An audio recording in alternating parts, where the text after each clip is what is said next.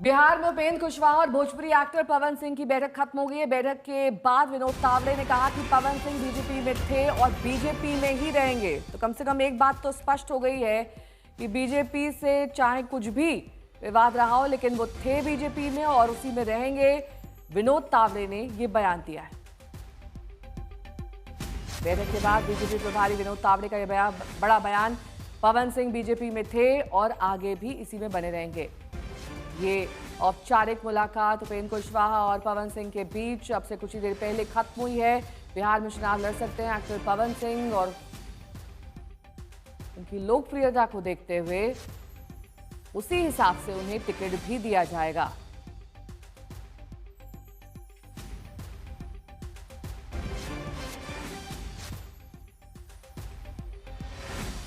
NDA के लिए पवन जी सक्रियता से काम करेंगे बीजेपी के कार्यकर्ता के नाते। विधानसभा चुनाव में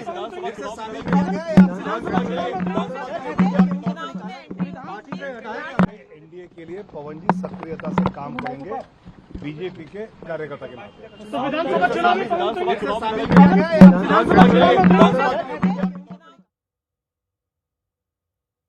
तो कार्यकर्ता के तौर पर पवन सिंह काम करते रहेंगे, ये विनोद तावड़े कह रहे हैं। अब देखना ये दिलचस्प होगा कि क्या सिर्फ कार्यकर्ता तक ही वो सीमित रहेंगे, स्टार प्रचारक के तौर पर उनका इस्तेमाल किया जाएगा, या फिर आने वाले चुनाव में पवन सिंह को एक अहम जिम्मेदारी दी जा सकती है, टिकट दिया जा सकता है। ये तमाम बातें इस वक्त कयास का विषय हैं, लेकिन उपेंद्र कुशवाहा के साथ पवन सिंह की बैठक बेहद अहम मानी जा रही है। ऐश्वर्या पालीवाल मेरी सहयोगी जुड़ गई हैं।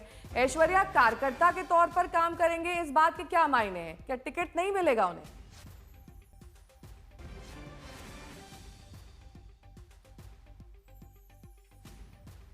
ऐश्वर्या, आपका ऑडियो बंद है।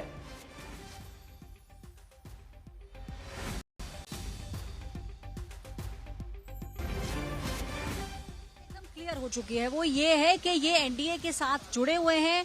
विनोद तावड़े जो कि भारतीय जनता पार्टी के बिहार इंचार्ज है, वो बाहर निकले जब ये मुलाकात हो गई। लगभग 20 से 25 मिनट तक ये मुलाकात चली, लेकिन कहीं ना कहीं बहुत सारी अटकनें थी, क्योंकि उपेंद्र कुशवाहा एक बात साफ कर चुके थे कि वो नहीं चाह रहे थे कि पवन सिंह जो है उनको एनडीए के फोल्ड में किसी भी तरीके से देखा जाए। लेकिन वो स्थिति अब स्पष्ट हो चुकी है। विनोद तावड़े बाहर आए और एकदम स्पष्ट कर दिया कि आगे आने वाले जो चुनाव है उसके अंदर एक अहम भूमिका पवन सिंह जो है वो निभाएंगे। क्या उनको टिकट मिलेगी या नहीं, ये अभी भी बड़ा सवाल है, लेकिन अगले एक हफ्ते के अंदर देखिए स्थिति स्पष्ट हो जाएगी। बिकॉज एनडीए के जितने भी एलाइज हैं, बिहार की भी बात करें तो कोर ग्रुप की बैठक एक बार हो चुकी है। अगले आने वाले दिनों के अंदर भी हम देखेंगे किस तरीके से बिहार के कोर ग्रुप की बैठक होगी। गृह मंत्री अमित शाह भी कई बार एक बात स्पष्ट कर चुके हैं कि जीतना है बिहार स्टेट को।